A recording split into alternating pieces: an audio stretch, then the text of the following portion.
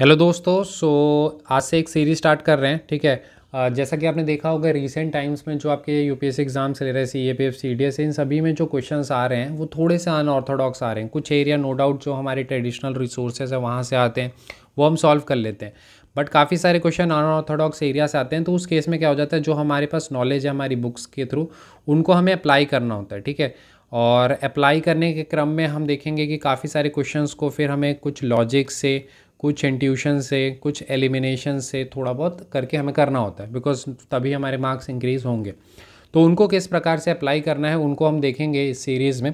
वैसे तो ये सीरीज़ मैं काफ़ी टाइम से बनाना चाह रहा था, बट इशू बस यही हो जाती है कि काफ़ी सारे स्टूडेंट थोड़ा सा ऐसा रहता है कि ये चीज़ें वर्क नहीं करती। ऐसा मैं भी ये चीज़ एक्सेप्ट करता हूँ कि एग्जामिनेशन प्रेशर में और अभी जो थोड़ा सा ट्रेंड भी जिस तरह से है, सारे क्वेश्चन में वर्क नहीं करेगा। बट डेफिनेटली अगर इन सारी चीज़ों को फॉलो करते हैं, मान लेते हैं 10-12 क्वेश्चन या 13 क्वेश्चन 15 क्वेश्चन भी आप निकाल लेते हैं, तो आप आसानी से एक अच्छा खासा लीड बना लेते हैं।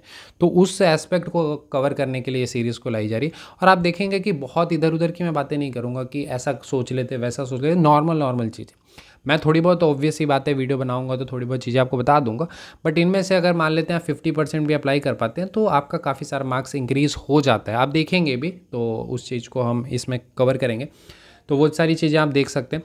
तो हम जैसे प्री से ही स्टार्ट करें तो सिविल सर्विसेज का प्री का हम क्वेश्चन देखेंगे। हम 2011 से स्टार्ट करेंगे और जाएंगे उधर तक।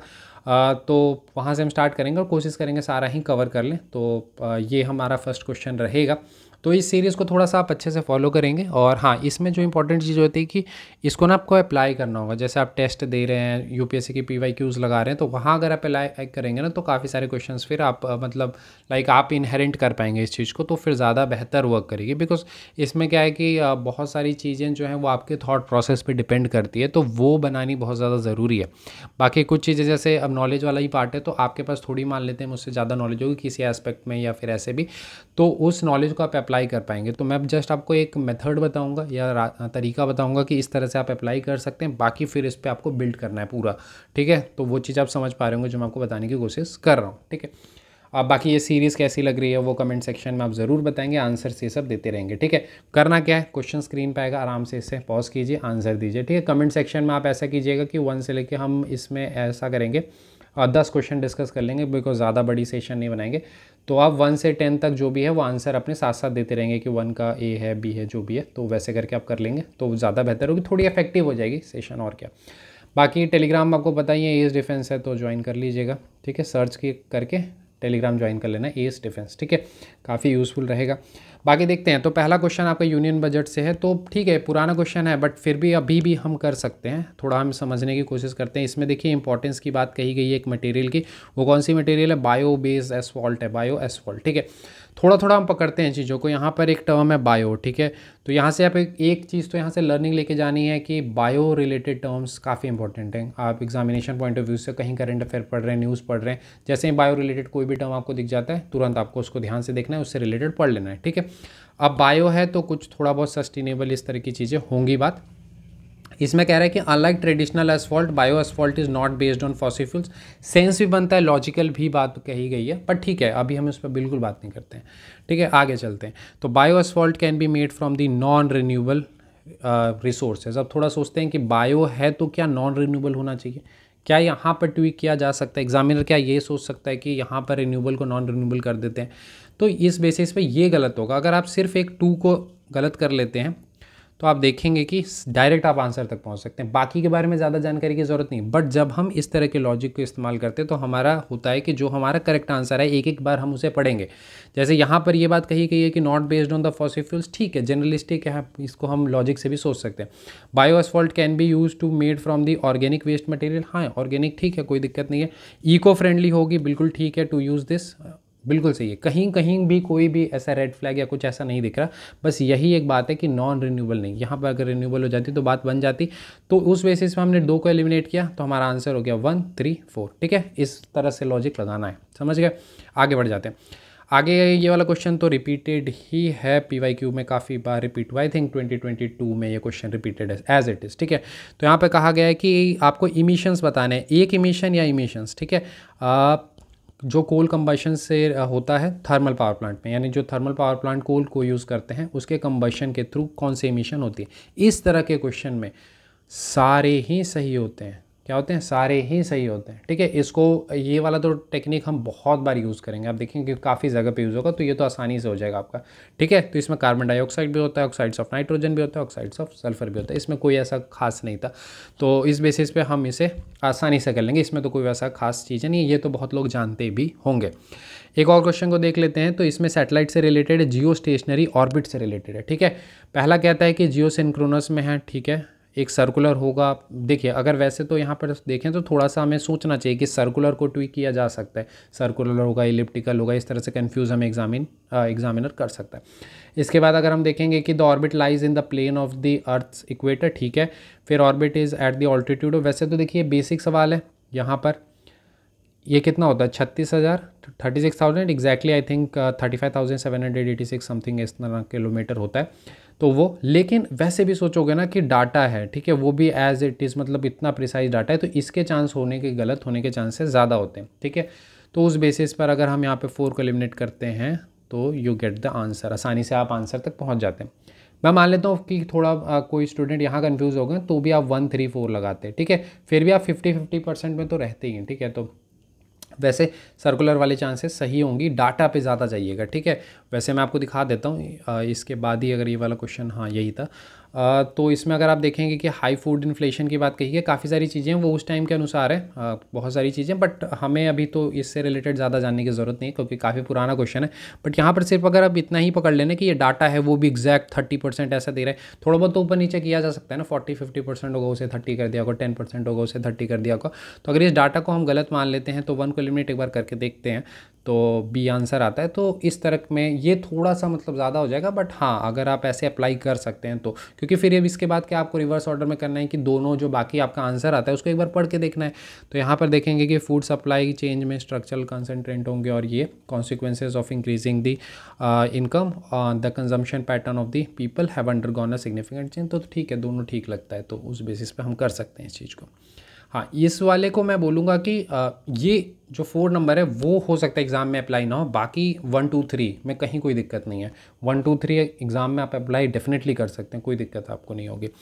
इसके बाद चलिए इसे देखते हैं, ये बहुत ही अच्छा क्वेश्चन है कि एक कोई साइंटिस्ट ने कोई अरेंजमेंट और ये सारी चीज़ें कर ली हैं, डीएनए सीक्वेंस ये सब से रिलेटेड, तो 3 ठो स्टेटमेंट दे दिए गए हैं, ऑप्शंस ये हैं, तो कोई एक गलत होगा, 2 गलत होगा या इस तरह में ना। मैं आपको एक छोटी सी चीज़ बताता हूँ कि जब ये जो ऑप्शन होता है ना ऑल वाला, यहाँ भी देखेंगे ऑल वाला है, तो इसमें अगर तीनों ही जनरलाइज स्टेटमेंट हो तभी होगा, नहीं तो बहुत ज़्यादा चांसेस होता है कि ये गलत होगा। बट ठीक है, अभी मैंने जस्ट आपको बता दिया है कि इन्फ्रेंस के लिए, बाकी हम क्वेश्चन के साथ तो देखेंगे। It is possible to know the pedigree of the livestock. ठीक है, it is possible to understand the causes of all human disease. आप देखिए यहाँ पे कितनी बड़ी बात बोल रहा है कि इस मेथड के थ्रू हम सारे ही डिसीज़ को पता कर लेंगे। क्या ये पॉसिबल है? Answer is no. कोई भी आप ऐसी चीज़ कर लें, क्या सारी डिसीज़ को सिर्फ एक ही के थ्रू कर सकते हैं? थोड़ा सा कॉमन सेंस लगाना है। तो अगर उसको हम एलिमिनेट कर लेते हैं तो आप डायरेक्ट ही आंसर तक पहुंच जाते हैं। ये क्वेश्चन मैंने नहीं बनाया, as it is official paper पे ही मैं करवा रहा हूँ, इसीलिए। तो उस बेसिस पे आप इसको एलिमिनेट करते हो तो आसानी से कर लेते हो, तो कभी ऐसा नहीं हो सकता कि कोई एक, ठीक है। फिर भी हम एक क्रॉस वेरिफिकेशन के लिए क्या करेंगे, बाकी दोनों स्टेटमेंट को पढ़ लेंगे। पहला तो हो गया it is possible to develop a disease resistant animal, भी ठीक है, पॉसिबल है, होता होगा, तो ये दोनों ठीक है। ये वाला बहुत ही ज़्यादा एक्सट्रीम बात कह दी कि सारे ही कॉजेज पता कर लोगे, तो नहीं हो सकता। चलो आगे देख लेते हैं। ये आपका इकोनॉमी का क्वेश्चन है, थोड़ा सा टर्म रिलेटेड ही है कि विजिट ऑफ फॉरेन नेशनल, किसी गेम या किसी के लिए आते हैं तो फॉरेन नेशनल आएंगे तो क्या है, ये एक्सपोर्ट है, सिंपल बेसिक, ये तो बेसिक है।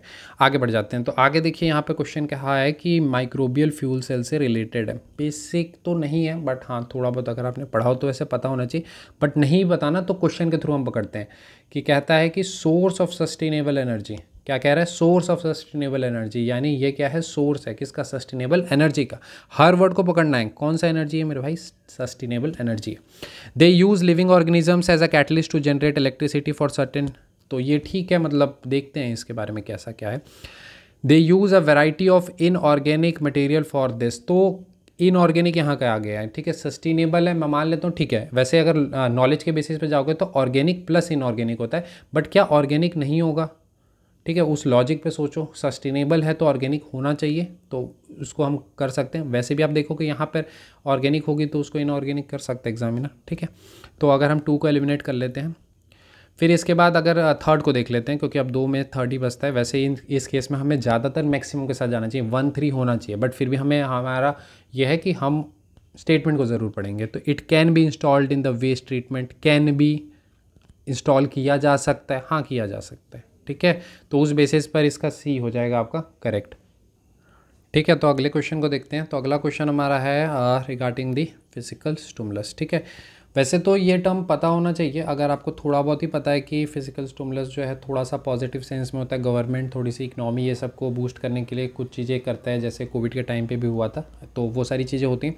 बट अगर हम यहाँ पे ऑप्शंस को देखते हैं, it is a massive investment by government, किसी एक स्पेसिफिक सेक्टर की यहाँ बात कही गई है। Intensive affirmative action by the government to boost the economic activity of the country, काफ़ी ज़्यादा जनरल स्टेटमेंट है, चांसेस ज़्यादा होंगे इसके। गवर्नमेंट इंटेंसिव एक्शन है, लोन से रिलेटेड है, ठीक है। तो फिर से ये थोड़ा स्पेसिफिक है, ये भी थोड़ा सा स्पेसिफिक है, ठीक है। अगर टर्म्स को भी पकड़ोगे तो आपको दिख रहा है ना कि स्पेसिफिक नहीं होना चाहिए, जनरल होना चाहिए उस सेंस में। फिर एक्सट्रीम, तो वैसे तो यहाँ तो ये चीज़ नहीं पकड़ सकते, because extreme, intense, intensive, intense, in massive सारा है, ठीक है। तो ये भी फाइनेंशियल आपका इंक्लूजन से रिलेटेड है, तो चांसेस इसके ज़्यादा होंगे। वैसे ये जनरल है, ठीक है, इतना थोड़ा सा लॉजिक लगाना है, बाकी ज़्यादा आपको अप्रोप्रिएट यही लगेगा, ठीक है। वैसे ये अब पता होना चाहिए, इतना थोड़ा सा नॉलेज मैं उम्मीद करूँगा कि इतना रहेगा, बाकी इसका बी हो जाएगा, ठीक है। जनरल काफ़ी ज़्यादा स्टेटमेंट है उसके अपेक्षा में अगर हम देखें तो। बाकी इसको देख लेते हैं थोड़ा सा। तो formation of ozone hole Antarctica region में बात कही गई है, इसका रीज़न बताना है, ये होल क्यों फॉर्म हो रहा है। तो हम अगर चारों ऑप्शंस को देखते हैं तो पहले डी को देखते हैं एक बार। इंक्रीज, तो देखिए सिमिलर काइंड ऑफ स्टेटमेंट, बाकी ये अलग है तो एलिमिनेट कर सकते हो, बाकी फिर भी पढ़ के देख लो। इंक्रीज टेम्परेचर, तो टेम्परेचर इंक्रीज़ की बात कही गई है तो एलिमिनेट कर सकते हैं।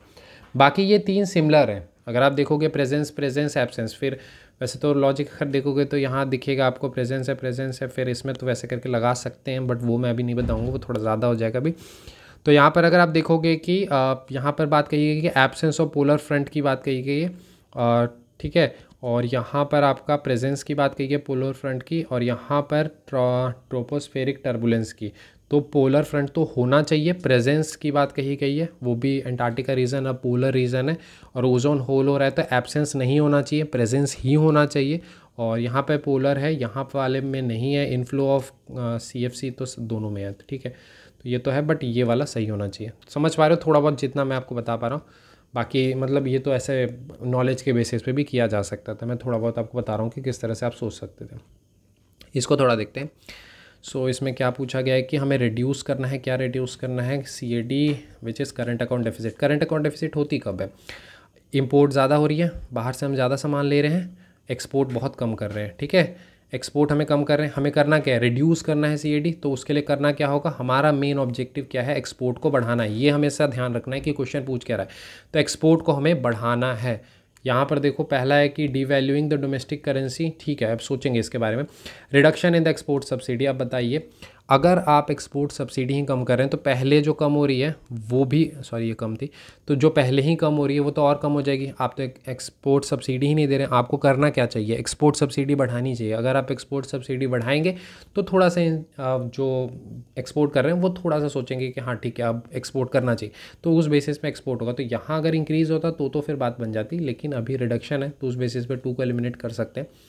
तो 2 ऑप्शन बचता है, मैंने बताया था कि मैक्सिमम के साथ जा सकते हो, बट यहाँ पर फिर भी देखेंगे तो ये तो आपका करेक्ट ही हो गया। फिर थर्ड यहाँ पर देखोगे D value domestic currency, domestic currency की वैल्यू को कम करोगे, ठीक है, तो आपका एक्सपोर्ट जो है मतलब जो आप भेज रहे हो वो काफ़ी कम्पिटिटिव हो जाएगा, तो ज़्यादा चांसेस है कि एक्सपोर्ट ज़्यादा होगी, ठीक है, क्योंकि चीपर होगी आपकी बाहर के अपेक्षा में, तो उस बेसिस पे ये करेक्ट है। तो 1 और 3 आपका करेक्ट हो जाएगा। तो हमने 10 तक कर लिया है, बाकी इसके बाद 11 तो पॉलिटी वाला है वो देख लेंगे, ठीक है। तो आई होप चीज़ें मैं जो थोड़ा एक्सप्लेन करना चाह रहा हूँ वो समझे होंगे। 10 में से मान लेते हैं कि आपको कुछ भी नहीं आता हो ना, फिर भी आप 5-6 क्वेश्चन तो मिनिमम कर सकते थे अगर आपने ध्यान से चीज़ों को देखा हो, थोड़ा बहुत नॉलेज होगा तो आराम से 7, 8, 9 के आसपास तक जा सकते थे, ठीक है।